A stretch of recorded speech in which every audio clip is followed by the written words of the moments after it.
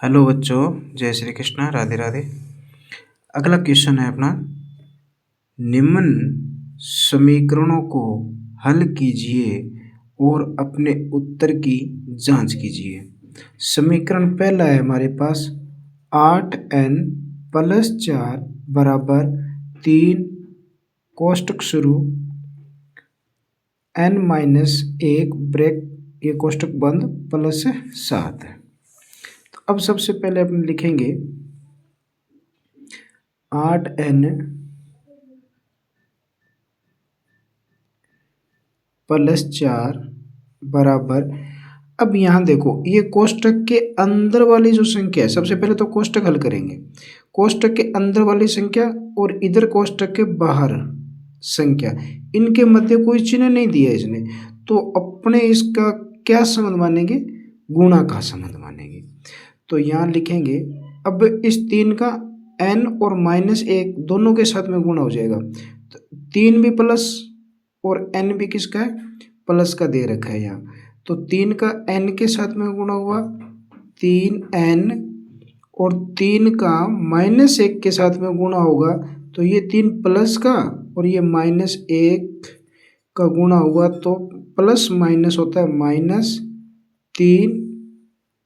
अब कोष्टक खुल गया यहाँ पर, आगे क्या था? +7 लिखा हुआ था, तो प्लस के 7 आ गए।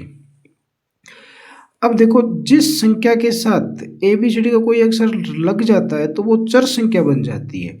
तो अब अपने क्या करेंगे, चर संख्या को एक तरफ कर देंगे और अचर संख्याओं को एक तरफ कर देंगे। तो यहाँ लिखेंगे 8n और इस 3n को अपने इधर बाएं पक्ष में लेके आएंगे, तो ये 3 है वो प्लस का है, इधर बराबर में आएगा, इधर बाएं पक्ष में आएगा तो वो माइनस का हो जाएगा। लिखेंगे 3 -3n बराबर, अब पहले इधर बराबर में क्या बचा है पहले वो लिख लीजिए। तो -3n तो इधर आ गया, तो इधर बचा -3 +7 और अब ये इधर क्या बचा था? +4, ये +4 भी इधर आएगा, तो ये +4 है इधर दाएं पक्ष में आ रहा है, तो ये हो जाएगा -4। अब 8n -3n है, तो 8 में से 3 घटा देंगे तो बचेगा 5n बराबर, अब यहाँ देख लीजिए आप, पहले ये संख्या माइनस की और ये संख्या भी माइनस की, तो माइनस और माइनस वाली संख्याओं को अपने पहले जोड़ लेंगे, तो माइनस माइनस प्लस होता है, तो 3 और 4 कितने हो गए? 7। अब देखो दोनों माइनस माइनस की संख्या थी, तो चिन्ह भी इसके किसका रहेगा? माइनस का रहेगा, और प्लस ये 7 आ गया। अब आगे लिखेंगे 5n बराबर माइनस और प्लस, माइनस प्लस होता है बच्चों माइनस, तो 7 में से 7 घट जाएगा, बचेगा क्या? 0। अब आगे लिखेंगे, अब 5 और n का क्या संबंध है? गुणा हुआ ना, 5 और n, 5n बना, तो अब n बराबर इस 5 का भी पक्षांतर करेंगे क्योंकि हमें n का मान ज्ञात करना है, तो 0/5। यहाँ गुणा का संबंध था, बराबर में पक्षांतर किया तो भाग का संबंध हो गया इसके, तो n बराबर क्या आ जाएगा अपने 5, 0 में 5 का भाग लगाया 0n स्क्वायर आ गया। अब हमारे पास n का मान कितना आ गया? 0। अब इसने प्रश्न में क्या दिया गया है? प्रश्न में दे रखा है कि समीकरण को हल कीजिए, तो समीकरण को हल तो हमने कर लिया, n का मान निकाल लिया। अब आगे ये क्या कह रहा है? अपने उत्तर की जांच कीजिए। अब हमारा उत्तर सही है या गलत है, इसकी हमें जांच करनी है। तो अब हम क्या करेंगे, वापिस समीकरण लेंगे और n की जगह n का मान लिखेंगे, तो यहाँ नीचे लिखेंगे अपने उत्तर की जांच।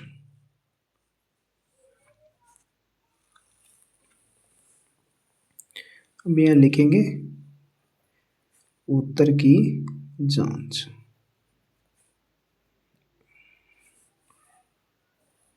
हेडिंग लगा देंगे छोटा सा।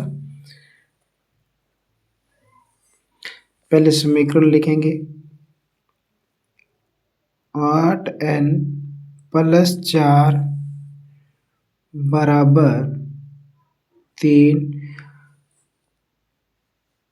अब एक काम और कर सकते हो आप, आपने जो यहाँ समीकरण हल किया था ना, वो समीकरण भी लिख सकते हो। तो हम वो समीकरण जो हल किया था वो लिख लेंगे। 3n - 3 + 7। तो अब यहाँ पर n की जगह अपने को n का मान रखना है, लेकिन 8 और n का संबंध क्या है?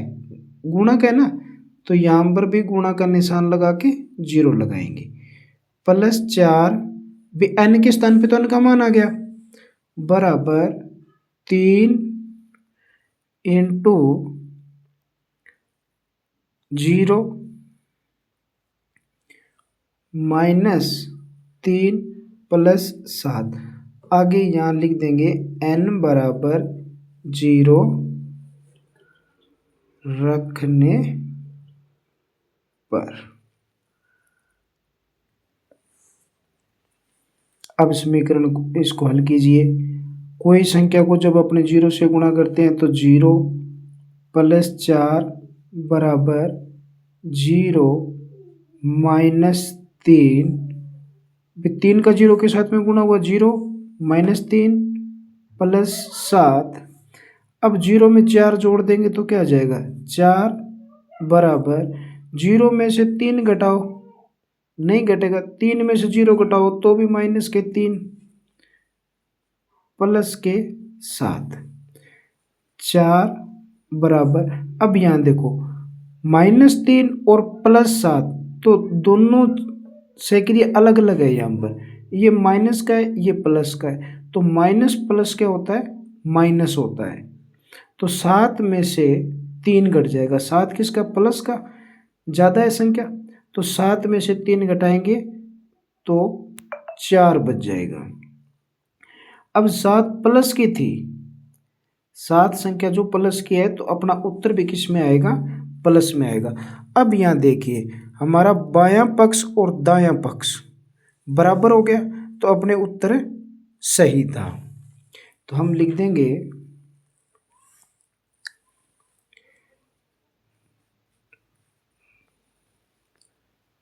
बायां पक्ष बराबर दायां पक्ष। इतना करना है बच्चों।